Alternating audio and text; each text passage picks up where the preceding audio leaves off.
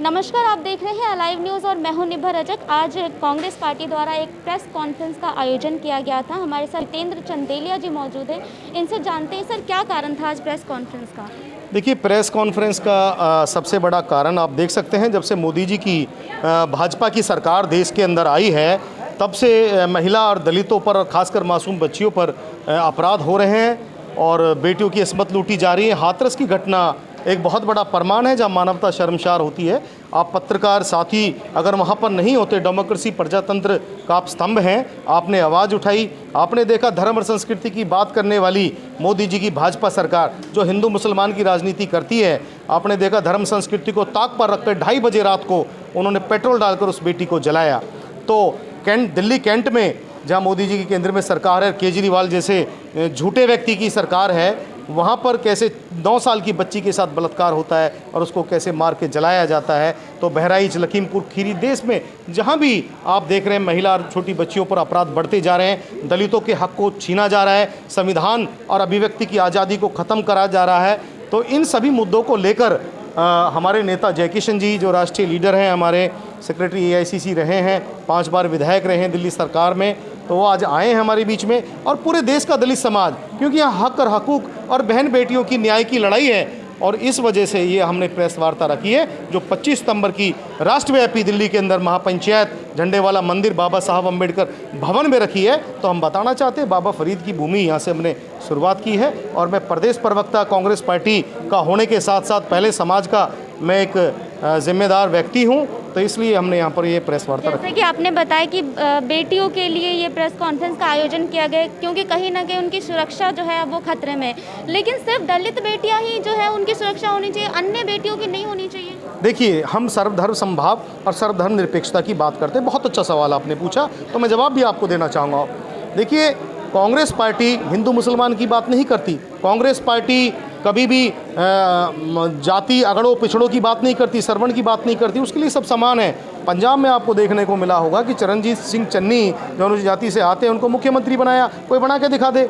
सरदार बूटा सिंह देश के गृह मंत्री रहे। तो ये हिंदू मुसलमान धर्म की राजनीति करने वाले लोग हैं। बात सिर्फ ये नहीं है कि दलित की बेटी बेटी नहीं है। हम यहाँ पर जो दिल्ली में महापंचायत है वो सभी बेटियों के लिए है, लेकिन जीप जिस तरीके से काटी गई, जिस तरीके से बेटी को पेट्रोल डाल के जलाया गया, जिस तरीके से दलितों पर आप NCRB के आंकड़े निकाल लीजिए, दलित महिलाओं पर ज़्यादा अत्याचार हैं। तो हम वहाँ सिर्फ दलित महिला की बात नहीं करेंगे, दलित बेटी की बात नहीं करेंगे, वहाँ पर पूरे देश की बात, बेटी की बात की जाएगी। जी बिल्कुल। आखिरी सवाल, पंजाब की जो सियासी हलचल हुई है उससे पूछना चाहूँगी कि सामने किसी और को रखा गया था लेकिन अचानक से चरणजीत सिंह चन्नू को चुन लिया गया वहाँ का CM, क्या कहेंगे इस पर?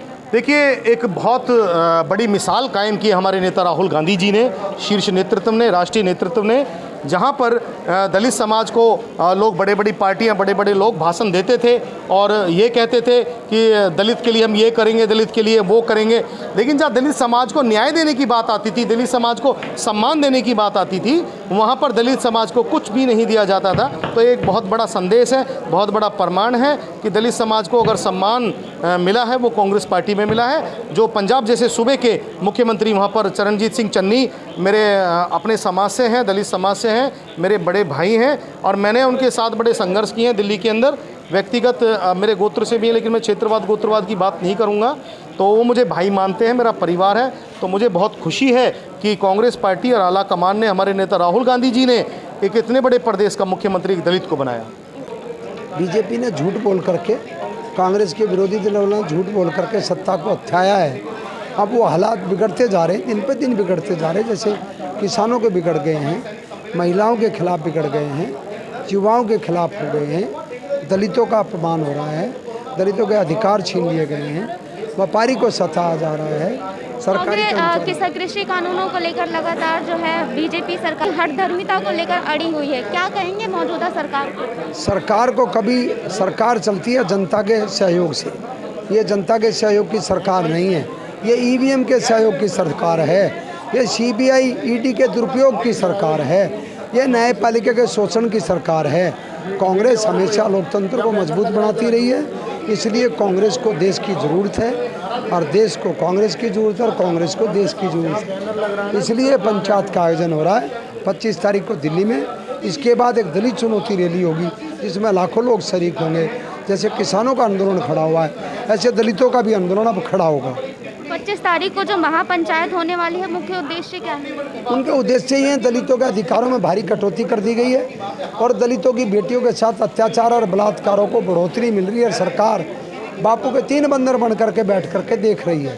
सरकार को जगाने के लिए, सरकार की ललकारने के लिए ये आयोजन किया। ये थे हमारे साथ जय किशन जी। जैसे कि आपने सुना, इन्होंने मौजूदा सरकार पर जो है कटाक्ष किया है और बड़े बड़े सवाल खड़े किए हैं कि किस तरीके से जो है महंगाई बढ़ती जा रही है, ऐसे में आम आदमी किस तरीके से अपना जीवन यापन करेगा। इसके साथ ही जो क्राइम बढ़ता जा रहा है लड़कियों के साथ, इस पर भी सवाल उठाया है। महापंचायत का एक आयोजन किया गया है जो 25 तारीख को दिल्ली में होगी, जिसमें कि तमाम लोग मौजूद होंगे, कांग्रेसी नेता मौजूद होंगे, बड़े बड़े आला कमान से भी आएंगे। तो ऐसी खबरों के लिए बने रहे हमारे साथ, देखते रहे लाइव। खबरों की विस्तार से जानकारी के लिए सब्सक्राइब करें हमारा चैनल और क्लिक करें बेल आइकन पर, ताकि कोई भी खबर आपसे अछूती ना रह सके।